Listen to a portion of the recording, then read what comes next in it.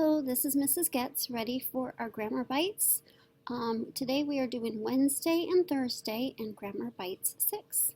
Our sentence is seasonal changes are caused by. Seasonal changes are caused by. Is that a sentence? Well, let's think about this. It doesn't have a complete thought, so can it be a sentence? No, it cannot. Sentences have complete thoughts. So there is not, even though it has a period at the end, it does not mean it's a sentence in this case because it's not a complete thought. So we call this a fragment because seasonal changes are caused by what? What are seasonal changes caused by? Why don't you fill in the sentence and go ahead and write it right down here. Seasonal changes are caused by the Earth's rotation. That would be a sentence. Okay, let's come down here to prepositional phrases.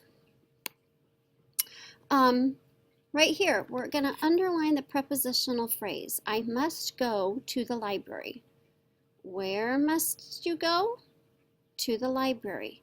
So to in this is a preposition. So when we have the words after the preposition, this is called a prepositional phrase. So I must go to the library. That is a prepositional phrase. Here we go. Let me put this over here.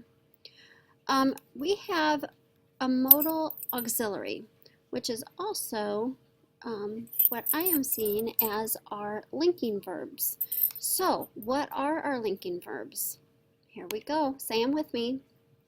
Am, are, is, was, were, be, been, been, do, does, did, had, has, had, may, might, must, can, could, shall, should, will, would.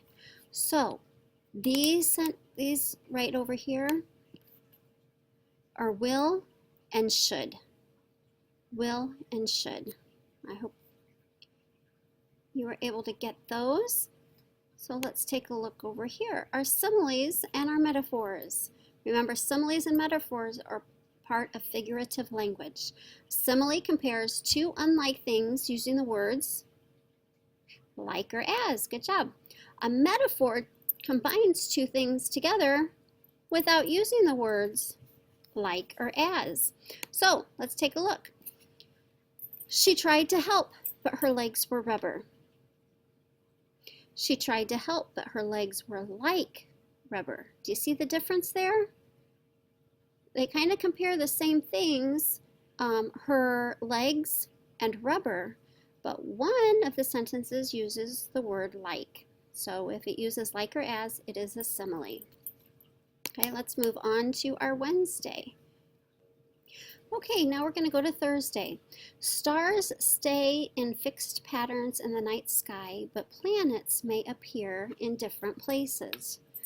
Okay, we have a sentence here. There's complete thought. So let's take a look. What kind of a sentence do we have? I hope you put declarative.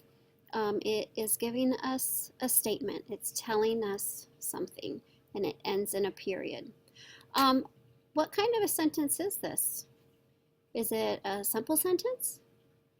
Is it compound, meaning it has two sentences that are combined with a conjunction? Or is it a complex? It is a compound sentence because we have this little comma and a but. Yeah, we have a conjunction, a but. Let's see, do you guys, let me bring it over here. Here we go. For, and, nor, but, or, yet, so. One more time. For, and, nor, but, or, yet, so. Can you say it faster? Good job. Okay, so let's take a look here. We were right It is the word but is our conjunction right there. And the first sentence is stars stay in fixed patterns in the night sky. Right there. And the second sentence is planets may appear in different places. Good. We're going to underline the subject once and the whole complete predicate twice.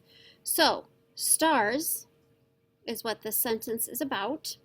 And what do? They stay in fixed patterns in the night sky. Remember, if we were just looking for the simple predicate, it would just be the verb right here, but it asks for the complete predicate. So we need to put everything that the stars are doing. Stay in fixed patterns in the night sky. Oh, we just talked about that. The simple subject is stars, and the simple predicate, stay. It's what the subject is doing. Okay, let's take a look here. What else we're doing here? Oh, idioms. I love idioms. Okay, you got up on the wrong side of the bed.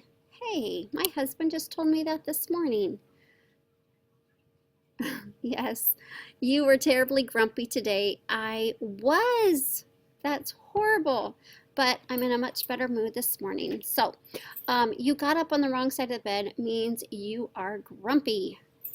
Yeah, imagine that.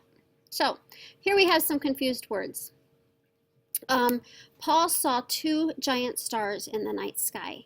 I hope at this point we always know when we're talking about an amount that we want to put a number. We use TWO for 2.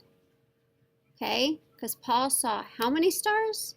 2 giant stars. Okay, and here the market where Felix went to buy bread is by the dress shop. Ooh, homonyms, right? But buy, B-U-Y, is like purchase. So the market where Felix went to purchase bread, that sounds right. We can substitute B-U-Y, purchase. It's a verb. It's something he's doing. Is by the dress shop, B-Y. It's a preposition. Where is the bread? Or where is the market? It's by the dress shop. So hopefully you are able to start discerning or thinking about which is the right use, which is the right spelling. You guys are doing a pretty good job on figuring out what the multiple meaning words are and the homonyms and homographs and homophones are. So anyway, it's Friday. We're excited. Today we will be having our Tuck Everlasting movie this afternoon. I hope that you guys are going to have a super day of learning.